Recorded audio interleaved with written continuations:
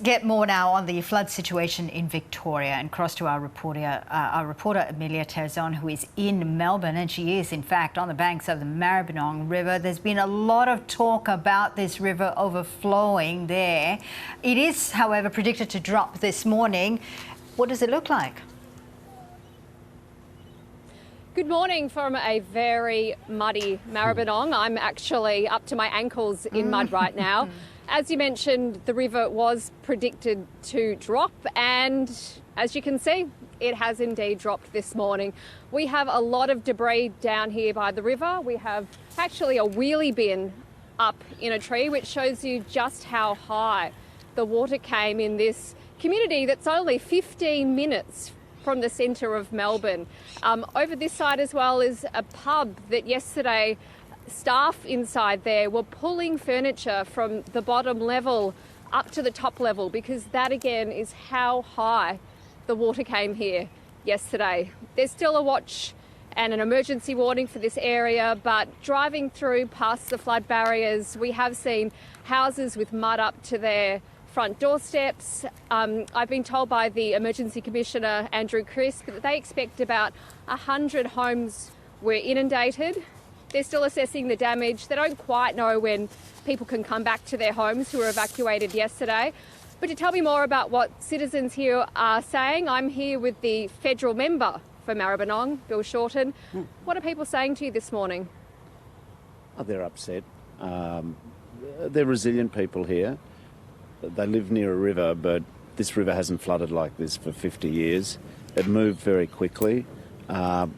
After the adrenaline and the exhilaration and the sort of fear of yesterday, it's now sinking in. The river's receded, which is great. It's down a lot. Where we are now, the river would have been over the top of our head. But now it's the clean-up. And people will want support, and certainly that's why I'm down here today. The Commonwealth's going to have some trained staff up at the recovery centre from late this morning, and we want to make sure we get the payments flowing. The Prime Minister wants that, and I know the Premier's also announced payments. And so what are we expecting in the term of federal funding? Any announcements specifically for Maribrynong? Obviously, the whole of Victoria is in crisis right now. I understand it's happening in northern Tasmania, central Victoria, Rochester, so lots of Seymour, lots of people doing it hard. Unfortunately, the nation's becoming a little better at natural disasters because we're having more of them. There'll be some modest payments available for people who've suffered hardship, $1,000 payments for adults, $400 for kids. Hopefully all the necessary paperwork will be done for that to flow in the next couple of days for people to make claims.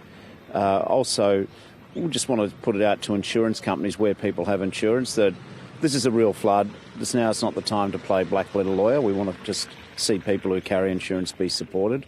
The other thing is there's a lot of community infrastructure's been damaged. This is a residential area. I mean, the Anglers Taverns there saw some mini fun Sunday afternoons, but a lot of community sporting infrastructure, clubhouses, people use the river recreationally. And we'll have to work with the state government and the council to see what we can do to assist get the community back up on its feet.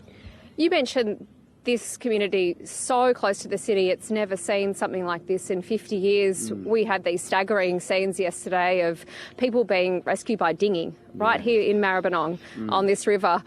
Do you think that this will create more of a conversation here for people about the potential risks? I think that I